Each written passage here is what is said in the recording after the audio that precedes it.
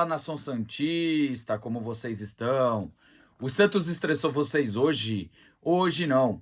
Meu nome é Gabriel Zupo do canal Sincero Santos. Não esqueçam de se inscrever no canal, curtir e compartilhar o vídeo e ativar o sininho. E para você que tem Instagram, seguir o canal @Sincero Santos, tudo junto, sem espaço. Lembrando que lá eu tenho a parceria com a página Torcida Alvinegra, onde faço uma live semanal com resumo da Semana do Santos e também tiro as suas dúvidas. Bom, gente, o tema de hoje é muita cautela com jovens da base do Santos que estão subindo. O porquê desse tema é porque eu já vejo vários comentários de torcedores já querendo que esses meninos da base, que são destaques, entrarem no time do Santos principal como titular. Então eu quero trazer aqui um vídeo para a gente ter cautela com eles, mas também entendo o lado do torcedor. Bom, por que eu digo cautela com esses meninos? Porque, gente, quando o jogador sobe do sub-20 para o profissional, o estilo de jogo, a forma de jogo muda. Então o jogador passa por adaptações.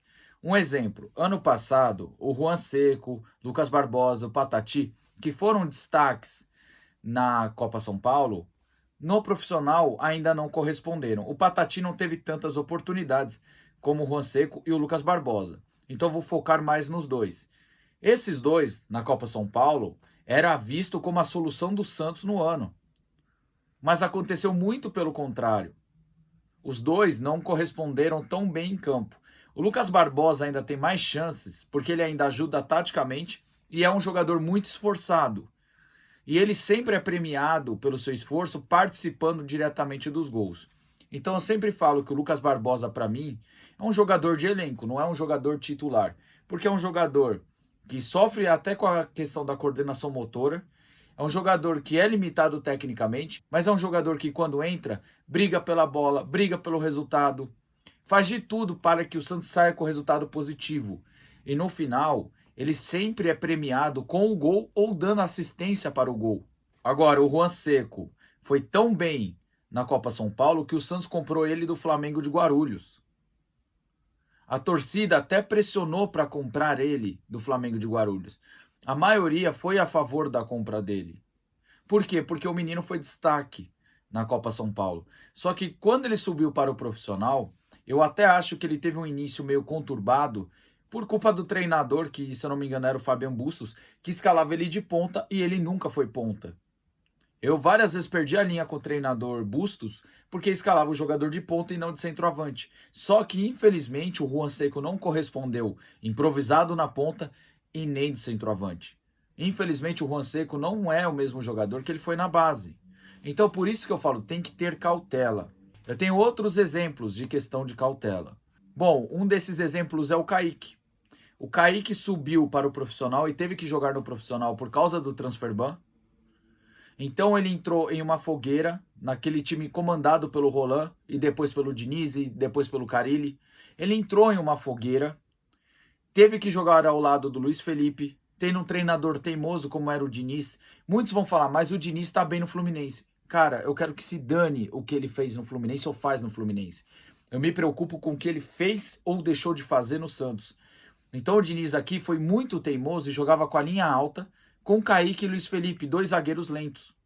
O Kaique tinha um bom desarme, o Kaique tinha uma boa saída de bola, só que ele tinha dois defeitos que poderia consertar, que é a bola aérea e também a recuperação. Mas é como eu falei, é um menino novo, poderia recuperar. Mas o que aconteceu com o Kaique?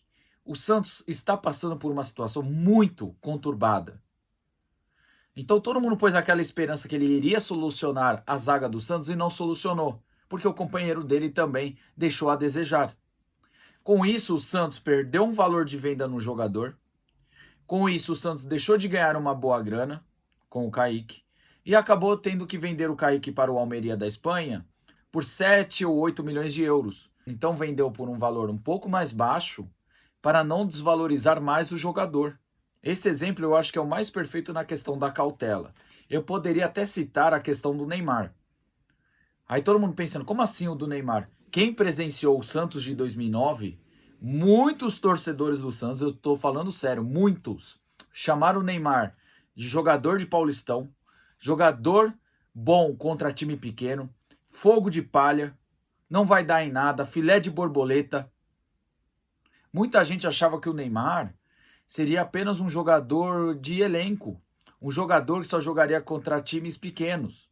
E a gente sabe que o Neymar foi bem diferente. Quando ele amadureceu, quando ele maturou, ele foi fenomenal. Até torço para que um dia ele volte para o Santos, mas acho difícil. Então, gente, assim, o que eu quero passar para você é que todo jogador do sub-20 que sobe para o profissional tem que passar por uma lapidação, tem que passar por um processo de adaptação.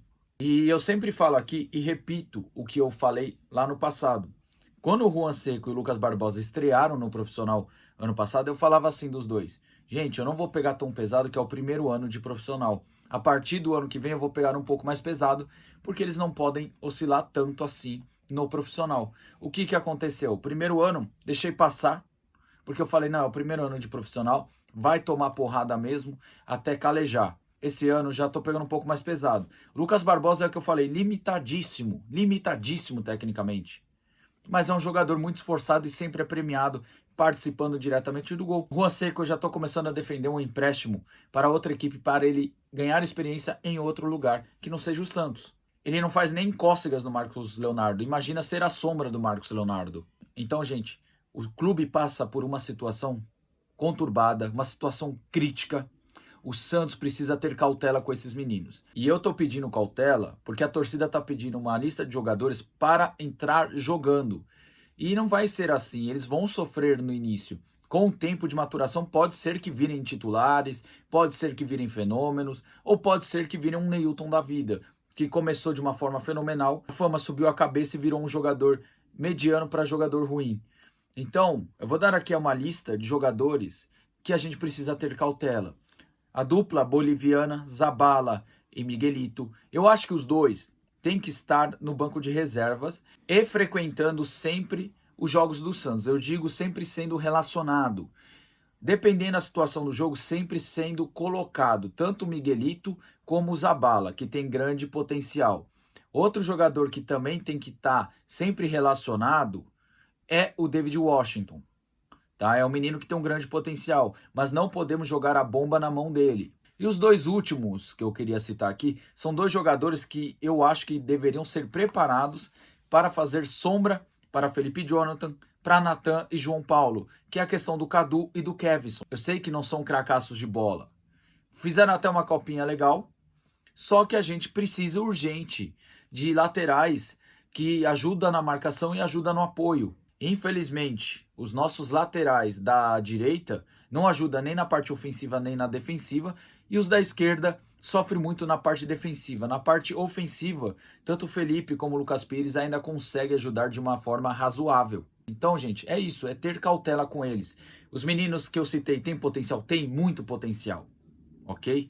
A única coisa que eu poderia defender, algum argumento para eles serem titulares, é que esses meninos entram em campo brigando por um prato de comida, porque é a chance deles mudarem a vida deles. Eles entrando em campo dando vontade. A Copinha foi a prova disso. Jogou mal contra Santo André e América Mineiro, veio um resultado muito negativo, só que era um time que brigou os 90 minutos. A virada contra o Fortaleza, se não me engano, foi um time que brigou os 90 minutos. Então, assim, o argumento para eles serem titulares agora é só questão da vontade e disciplina.